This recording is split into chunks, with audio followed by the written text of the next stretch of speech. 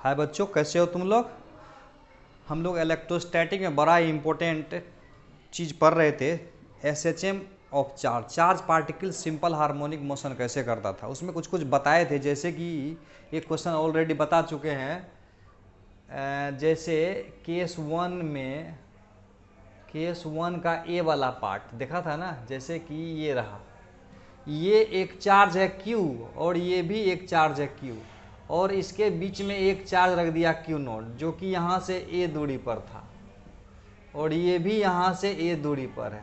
तो कहता है इसको अगर स्लाइटली अगर इधर डिस्प्लेस कर दिया जाए x दूरी, तो इसका ओमेगा यानी एंगुलर फ्रीक्वेंसी क्या आएगा और टाइम पीरियड क्या आएगा। याद है तुमको क्या आएगा था? तो आया था इसका ओमेगा बराबर आया था 4k Q into Q naught by MA cube आया था। इस तरह से आया था। टाइम पीरियड कितना हो जाएगा? टाइम पीरियड हो जाएगा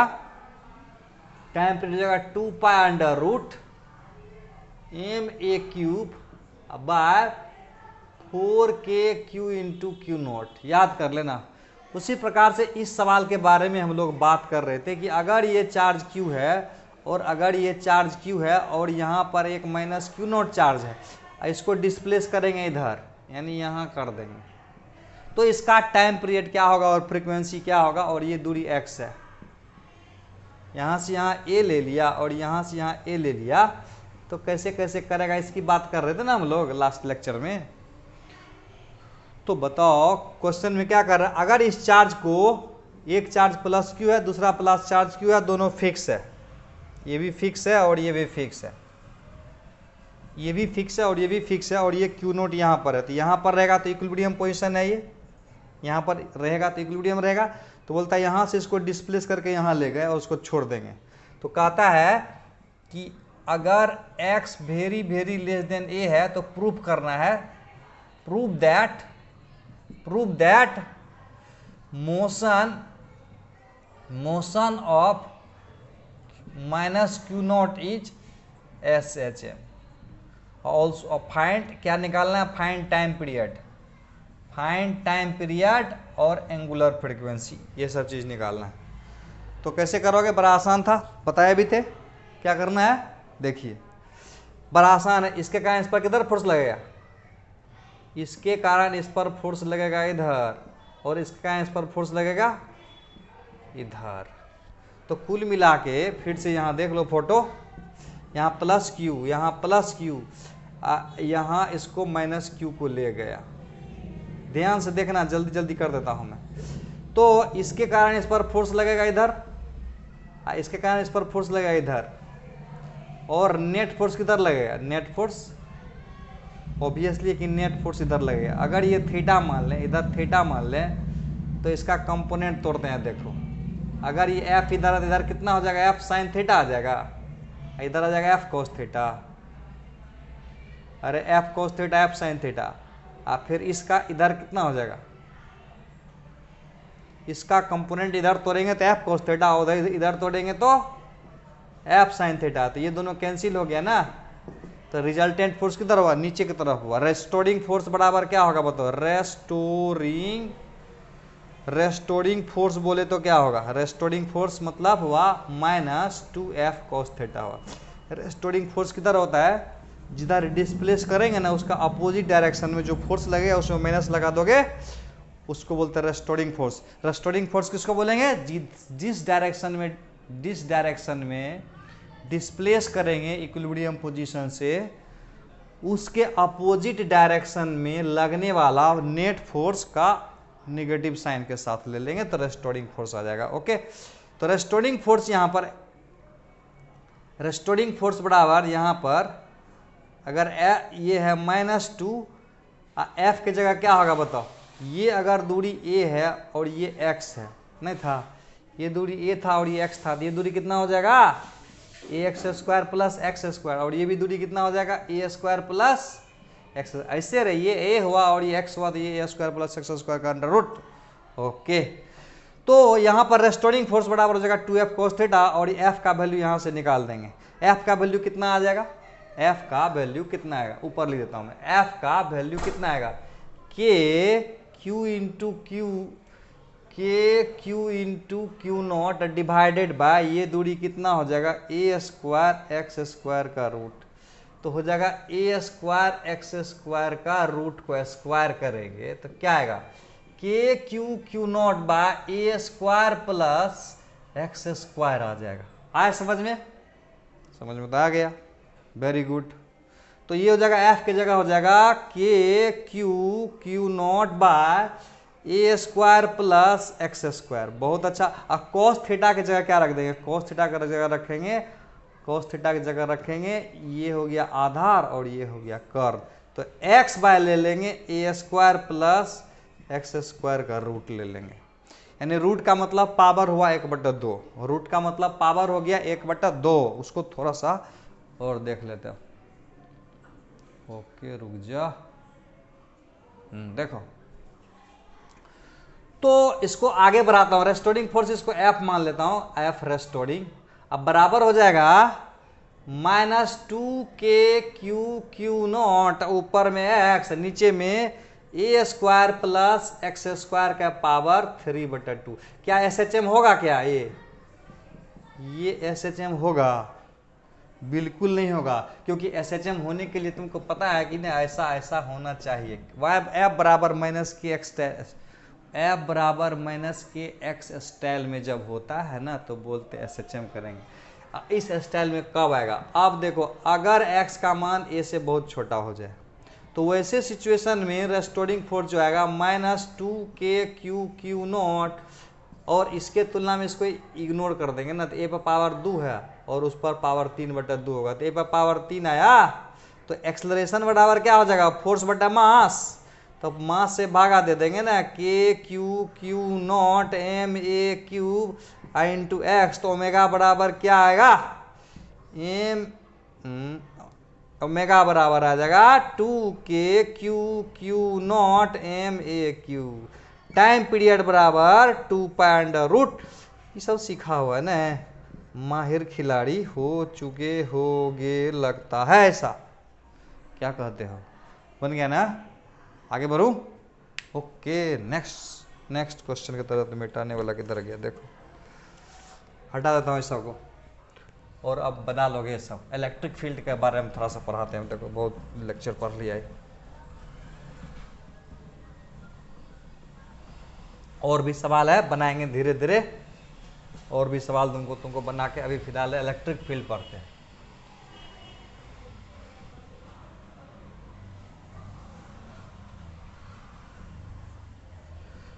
हेडिंग में क्या दोगे? Electric field. क्या दोगे हेडिंग में? इलेक्ट्रिक फील्ड दोगे।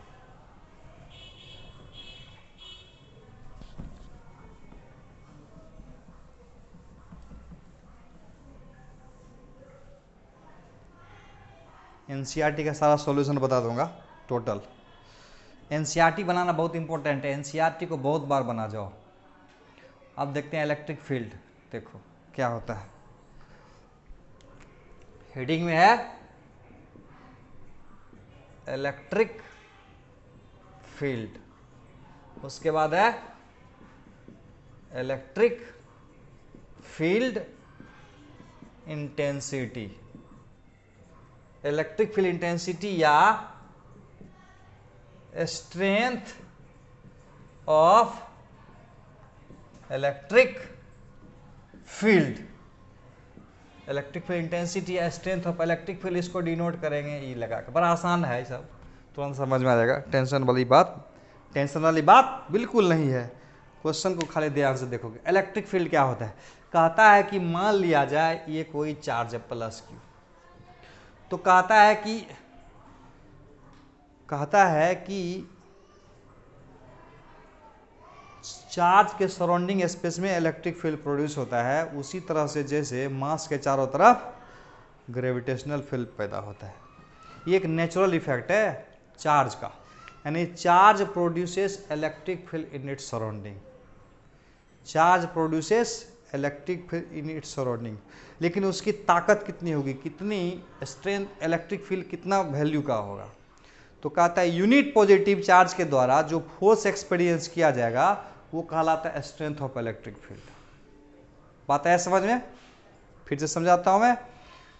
चार्ज के सराउंडिंग स्पेस में इलेक्ट्रिक फील्ड पैदा होता है। Charge produces electric field in its surrounding, very good. उसके बाद force experienced by unit positive charge is electric field, यानी electric field is force experienced by unit positive charge. Okay, तो थोड़ा सा लिख देता हूं मैं, क्या? The region around a charge in which, सीधा सीधी शब्दों में, charge produces electric field in its surrounding, in it's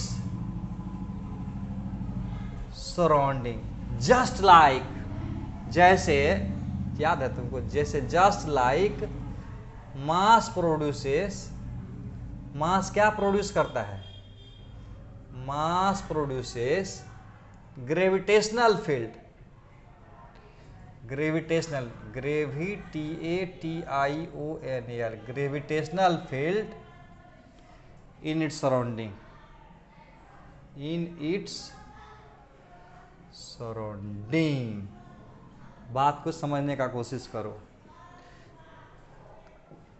बात को समझने का कोशिश करोगे। चार्ज के चारों तरफ का क्या प्रोड्यूस होता है? Electric field. और मास के चारों तरफ क्या प्रोड्यूस होता है? Gravitational field. अब देखो, अगर इलेक्ट्रिक फील्ड में किसी चार्ज को लाएंगे, यानी ग्रेविटेशनल में किसी मास को लाएंगे, तो क्या होगा? मास पर फोर्स लगता है तो नीचे गिरा, यानी अर्थ एक मास है और वो दूसरे मास को अपने तरफ अट्रैक्ट करता है। मास दूसरे मास को अट्रैक्ट करता है क्योंकि मास के चारों तरफ ग्रेविटेशनल फील्ड होता है और उस फील्ड में दूसरा मास रखेंगे तो अट्रैक्ट फोर्स लगेगा। उसी प्रकार से चार्ज के सराउंडिंग स्पेस में इलेक्ट्रिक फील्ड पैदा होता है और उस इलेक्ट्रिक फील्ड में अगर कोई चार्ज रखोगे तो उस पर फोर्स एक्सपीरियंस होता है। क्लियर हो गया? अब देखो, अगला पॉइंट है इलेक्ट्रिक फील्ड इंटेंसिटी या स्ट्रेंथ ऑफ इलेक्ट्रिक फील्ड, उसको ई से डिनोट करता है। तो कहता है electric field intensity at any point जो होता है, force experienced by unit positive charge होता है। क्या समझा? लिख देता हूं मैं, स्ट्रेंथ ऑफ इलेक्ट्रिक फील्ड को इलेक्ट्रिक फील्ड इंटेंसिटी बोलते हैं। Strength of electric field at any point is called electric field intensity, it is denoted bye, याद रखना, लिख देता हूं मैं, strength of electric field, strength of electric field at any point, strength of electric field at any point is called क्या? Electric field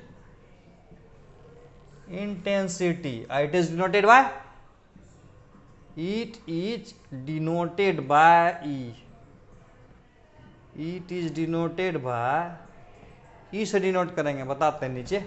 उसके बाद होता क्या है? Strength of electric field at any point is, यानी electric field intensity at any point is force experience by unit positive charge. जैसे यहाँ देखो, यहाँ एक चार्ज क्यू है और बोलेगा कि यहाँ पर कितना इलेक्ट्रिक फील्ड होगा, तो क्या देंगे? यहाँ पर एक यूनिट चार्ज दे देंगे और इस पर कितना फोर्स लग रहा है वही यहाँ का इलेक्ट्रिक फील्ड होगा। आए समझ में? और यहाँ पर कितना इलेक्ट्रिक फील्ड होगा, इसको E1 मान लेते हैं, तो यहाँ भी यूनिट पॉजिटिव चार्ज देंगे तो यहाँ पर एक लाइन दे देंगे तो यहाँ का इलेक्ट्रिक फील्ड हो जाएगा। यानी किसी पॉइंट पर इलेक्ट्रिक फील्ड इंटेंसिटी होता है यूनिट पॉजिटिव चार्ज के द्वारा एक्सपीरियंस किया गया फोर्स। आया समझ में? लिख देता हूँ मैं, electric field intensity at any point, यानी electric field intensity, electric field intensity at any point, at any point is force experienced by unit positive test charge, unit positive charge, unit positive charge लिखो सीधा सीधी, unit positive charge. आए समझ में? अब हम क्या करते हैं, स्ट्रेंथ के आधार पर स्ट्रेंथ के आधार पर हम इलेक्ट्रिक फील्ड को दिखाते हैं, स्ट्रेंथ के आधार पर। अगर ये पॉजिटिव चार्ज है तो यहाँ पर यूनिट पॉजिटिव चार्ज इधर फोर्स लगेगा, यहाँ पर यूनिट पॉजिटिव चार्ज इधर फोर्स लगेगा। अगर ये निगेटिव चार्ज होता तो क्या होता है, देखो यहाँ पर इलेक्ट्रिक फील्ड की दिशा किधर होता, बताओ, तुम ही बता दो। यानी इस डायरेक्ट, यहाँ पर इलेक्ट्रिक फील्ड की दिशा किधर होता और यहाँ पर इलेक्ट्रिक फील्ड की दिशा किधर होगा। तो क्या होता है, किसी पॉइंट पर इलेक्ट्रिक फील्ड इंटेंसिटी क्या होता है, उस पॉइंट पर एक यूनिट पॉजिटिव चार्ज रखेंगे और उस पर दिखाएंगे force.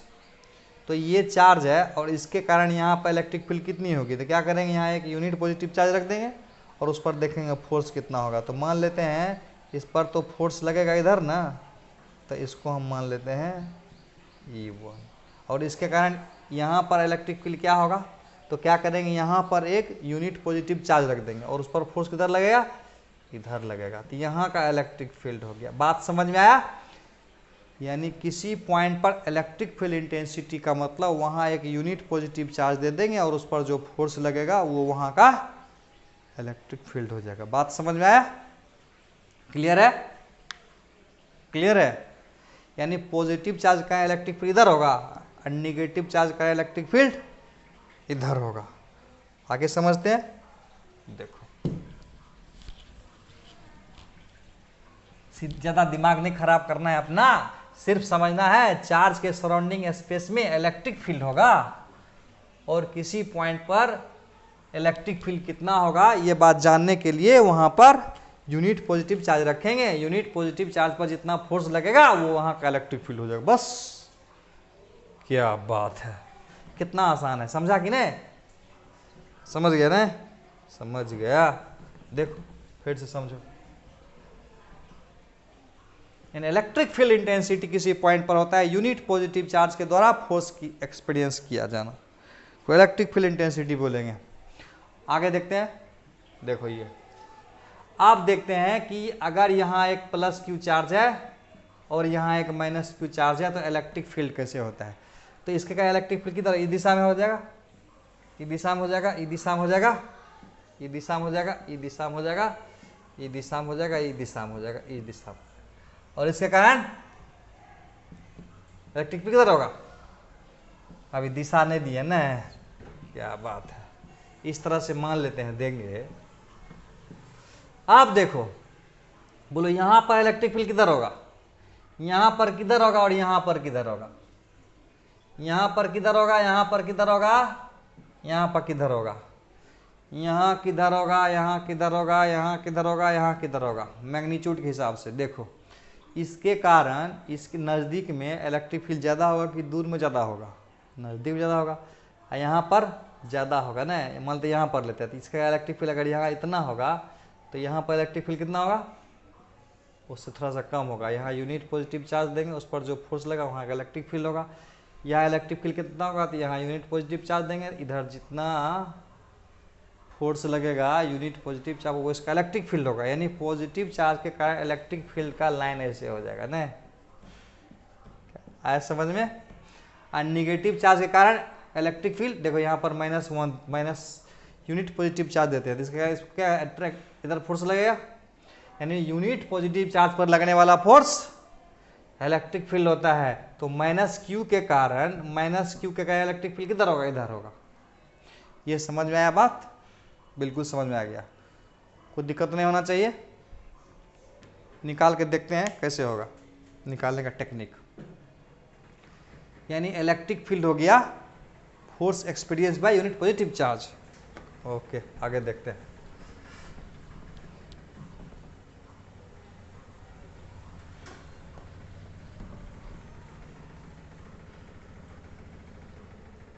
Unit positive charge force experience जितना करेगा उसको बोलेंगे electric field intensity vector eight any point.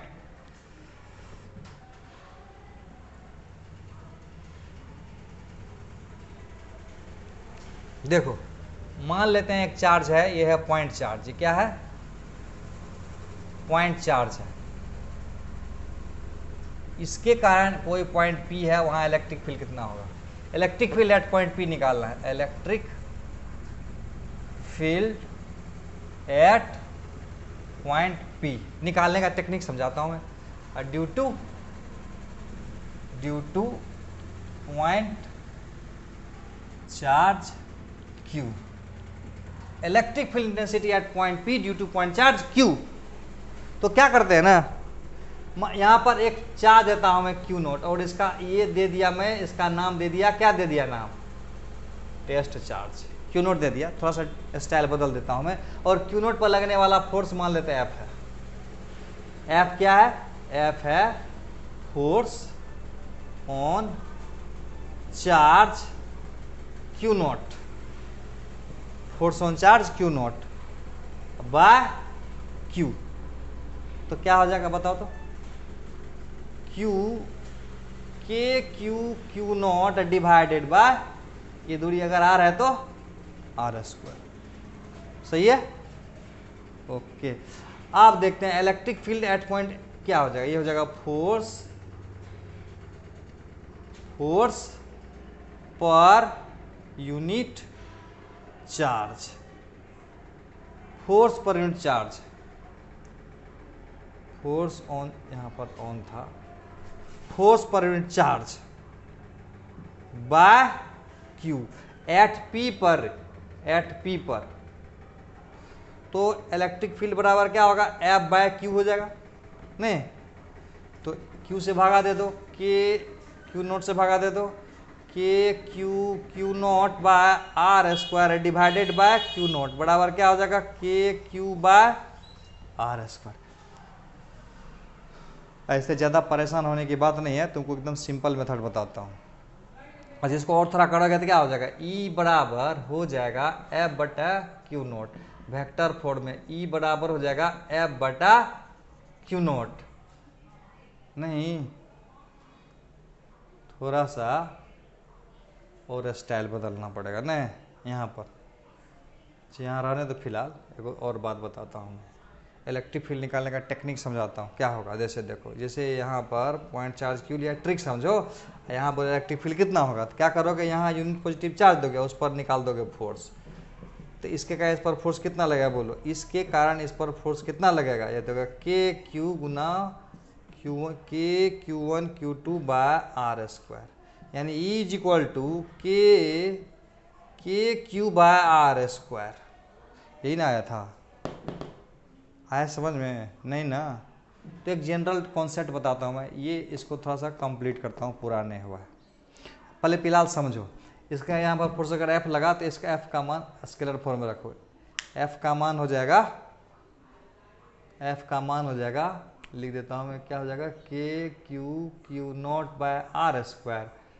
Q naught charge पर इतना फोर्स लग रहा है, तो यूनिट चार्ज पर कितना लगेगा, force per unit charge by Q, F बटा Q नोट कर देंगे तो आ जाएगा।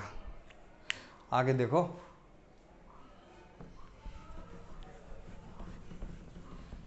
अब नॉर्मल डिफिनेशन बताता हूं तुमको क्या होता है।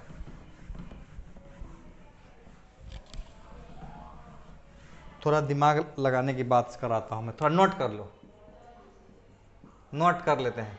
मान लेते हैं एक बॉडी है, इस पर यहाँ इलेक्ट्रिक फील्ड निकालना है, ये है देखो, ये नहीं, और ये कोई पॉइंट P है, यहाँ पर Q नोट दिए, यहाँ इलेक्ट्रिक फील्ड मान लेते हैं, ये बॉडी है, यहाँ पर जो इलेक्ट्रिक फील्ड होगा, यहाँ जो इलेक्ट्रिक फील्ड होगा कितना होगा वो जानना है, ठीक। तो इसको जानने के लिए हम क्या करते हैं, यहाँ पर हम एक चार्ज रख देते हैं Q नोट। अब ये देखो, ये वाला Q नोट ये वाला Q को डिस्टर्ब करेगा कि नहीं करेगा, ये वाला Q इसको डिस्टर्ब करेगा कि नहीं करेगा, बिल्कुल करेगा। क्या करेगा, ये पॉजिटिव चार्ज क्या करेगा, रिपेल कर देगा। अब जो यहाँ इलेक्ट्रिक फील्ड होगा वो E डैश हो जाएगा, तो क्या ये और ये सेम होगा, E और E डैश बराबर होगा क्या, कभी बराबर नहीं होगा। क्यों नहीं बराबर होगा, क्योंकि यहाँ पर जो इसके कारण रियल में इलेक्ट्रिक फील्ड होगा वो इस तरह के डिस्ट्रीब्यूशन ऑफ चार्ज के कारण होगा, लेकिन जैसे यहाँ पर कोई चार्ज रख देंगे और तब बोलेंगे इलेक्ट्रिक फील्ड कितना होगा, तो तब इसके कारण यहाँ का चार्ज हो जाएगा डिस्टर्ब। और तब इस डिस्टर्ब चार्ज के कारण इलेक्ट्रिक फील्ड ये हो जाएगा। फिर समझाता हूँ मैं। बोलेगा यहाँ इलेक्ट्रिक फील्ड कितना होगा, यहाँ इलेक्ट्रिक फील्ड कितना होगा, तो एक्चुअली में मान लेते हैं ई होगा, तो इसके कारण यहाँ पूछ रहे थे। लेकिन अगर यहाँ कोई चार्ज रखेंगे क्यू नोट, तो ये क्या करेगा, इस पर का चार्ज को डिस्टर्ब कर देगा। डिस्टर्ब कर दिया तो डिस्टर्ब क्या होता है, इस डिस्टर्ब चार्ज के कारण इलेक्ट्रिक फील्ड होगा यहाँ पर, तो ये और ये दोनों बराबर नहीं होगा। इसीलिए अगर इस पॉइंट पर इलेक्ट्रिक फील्ड निकालना हो, इलेक्ट्रिक फील्ड अगर निकालना हो तो इलेक्ट्रिक फील्ड होता है फोर्स पर यूनिट चार्ज। तो इस चार्ज का वैल्यू कितना होना चाहिए, चार्ज का वैल्यू 0 के करीब होना चाहिए। जितना ये छोटा रहेगा, जितना ये छोटा रहेगा उतना कम इसको डिस्टर्ब करेगा। इसीलिए इलेक्ट्रिक फील्ड का जो डिफिनेशन होगा ना, तो ई बराबर हो जाएगा limit Q naught tends to 0 F by Q naught. आया समझ में? याद रखना। तो यूनिट चार्ज पर इलेक्ट्रिक फील्ड ही है, तो एफ चार्ज पर इलेक्ट्रिक फील्ड क्या हो जाएगा, एफ बराबर हो जाएगा क्यू नोट ई। यानी अगर ये इलेक्ट्रिक फील्ड है, ये इलेक्ट्रिक फील्ड है और यहाँ बोलेगा प्लस क्यू है, और ये इलेक्ट्रिक फील्ड है, ये इलेक्ट्रिक फील्ड है, प्लस क्यू चार्ज है, नहीं दिख रहा ना, देख लो इधर, ये इलेक्ट्रिक फील्ड है ई। ई इलेक्ट्रिक फील्ड में इस चार्ज पर फोर्स किधर लगेगा, एफ बराबर क्यू इंटू ई होगा। और इसी में अगर निगेटिव चार्ज हो जाता माइनस क्यू, तो माइनस क्यू पर फोर्स किधर लगेगा, इधर, तो वेक्टर फॉर्म में हो जाएगा एफ बराबर माइनस क्यू गुना ई। यानी पॉजिटिव चार्ज पर इलेक्ट्रिक फोर्स इलेक्ट्रिक फील्ड के तरफ लगेगा, और निगेटिव चार्ज पर इलेक्ट्रिक फोर्स इलेक्ट्रिक फील्ड के अपोजिट लगेगा, क्योंकि इसमें माइनस से न गुना हो गया, यहाँ प्लस से गुना का था। यानी force on positive charge, force on positive charge along the direction of electric field हो जाएगा, और force on negative charge opposite to direction of electric field हो जाएगा। बढ़िया है। नेक्स्ट, बढ़िया है, दिक्कत नहीं होना चाहिए, ये अच्छा समझ है ना।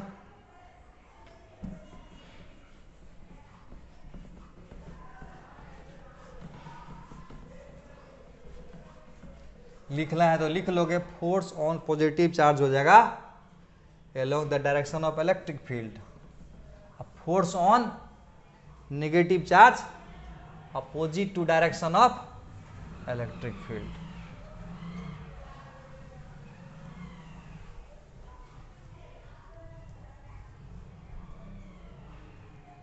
इलेक्ट्रिक फील्ड का यूनिट क्या होगा बताओ, यूनिट क्या होगा, ई बराबर होता है एफ बाय क्यू। तो यूनिट क्या हो जाएगा, इसका हो जाएगा न्यूटन, इसका हो जाएगा कूलम। तो यूनिट क्या हो जाएगा, न्यूटन पर कूलम, न्यूटन पर कूलम।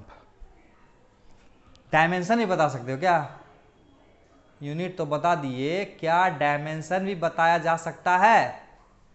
यूनिट अगर बता दिए तो क्या डायमेंशन भी बताया जा सकता है, बिल्कुल बताया सर। डायमेंशन देखो क्या होगा, DIMENSION, डायमेंशन क्या होगा, अरे फोर्स का हो जाएगा MLT-2, चार्ज का हो जाएगा I गुना T, I का एम्पियर ले लेता हूं या I रह लेता हूं और T का T ले लेता हूं मैं, तो जाएगा MLT-3 और I-1। तो बहुत आसान है ना, दिक्कत है, दिक्कत तो नहीं है। तो आगे बढ़ते हैं, इलेक्ट्रिक फील्ड निकालना सिखाता हूं मैं। चलो आगे कुछ शानदार सवाल बोलता हूँ। अब बताता हूँ मैं, न्यूट्रल पॉइंट निकालना सिखाता हूँ। न्यूट्रल पॉइंट मतलब ऐसा पॉइंट जहाँ पर इलेक्ट्रिक फील्ड 0 हो जाए। क्या सीखेंगे, न्यूट्रल पॉइंट, जहाँ ऐसा पॉइंट जहाँ पर इलेक्ट्रिक फील्ड 0 हो जाएगा। Neutral point on line joining two charge, line joining two charge. बड़ा इंपॉर्टेंट बात बता रहा हूं मैं। मान लेते हैं कि ये है 4Q और ये है Q, तुमको बताना है न्यूट्रल पॉइंट किधर आएगा। मान लेते हैं ये है -4q और ये है q, ये है 9q, ये है 4q और ये है 9q। न्यूट्रल पॉइंट कहाँ पर होगा बताना है, न्यूट्रल पॉइंट कहाँ पर होगा बताना है। तो तुमको बताए थे ना न्यूट्रल पॉइंट होता है ऐसा पॉइंट जहाँ पर इलेक्ट्रिक फील्ड 0 हो जाएगा। तो कहता है यह दोनों चार्ज अगर सेम होगा तो न्यूट्रल पॉइंट अंदर होगा कि बाहर होगा, बोलो अंदर होने का चांस। तो क्या करोगे, न्यूट्रल पॉइंट सबसे पहला बात रखना, ये हमेशा याद रखना, ये हमेशा किधर होगा, ये हमेशा स्मॉल चार्ज के नजदीक होगा। इस बात को गांठ बांध लोगे। दो चार्ज को मिलाने वाला लाइन पर न्यूट्रल पॉइंट हमेशा स्मॉल चार्ज के नजदीक होगा। पहला बात समझ में आया। दूसरा बात भी जान लो। दूसरा बात क्या जानेंगे,